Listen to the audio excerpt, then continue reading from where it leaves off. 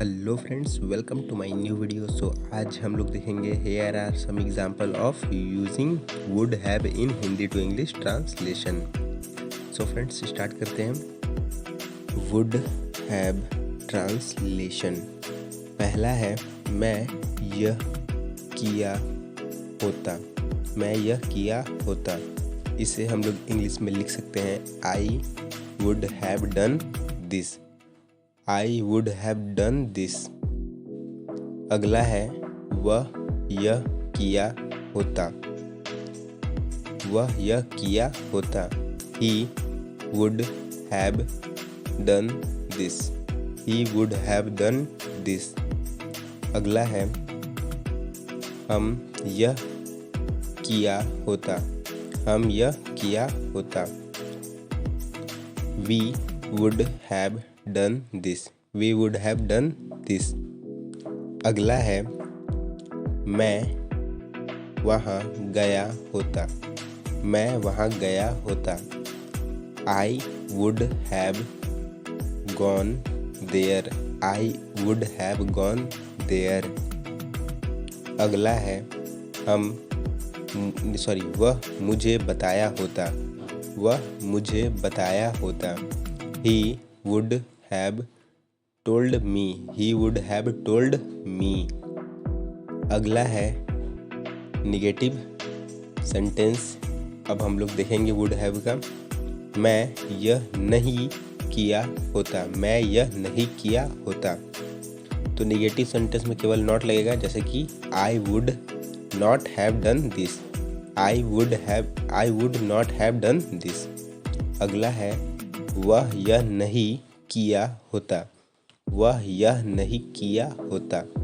He would not have done this. He would not have done this. अगला है हम यह नहीं किए होता। हम यह नहीं किया होता। We would not have done this. We would not have done this. अगला है मैं वहाँ नहीं गया होता। मैं वहाँ नहीं गया होता। I would not have gone there. I would not have gone there. अगला है वह मुझे नहीं बताया होता। वह मुझे नहीं बताया होता।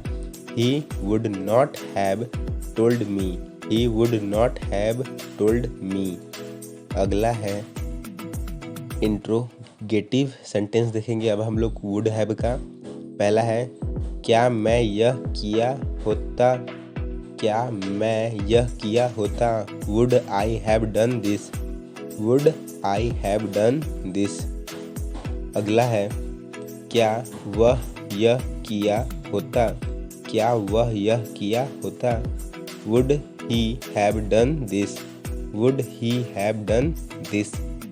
अगला है क्या हम यह किया होता। क्या हम यह किया होता। Would we have done this. Would we have done this. अगला है क्या मैं वहाँ गया होता। क्या मैं वहाँ गया होता। Would I have gone there. Would I have gone there. अगला है क्या वह मुझे बताया होता। क्या वह मुझे बताया होता। Would he have told me.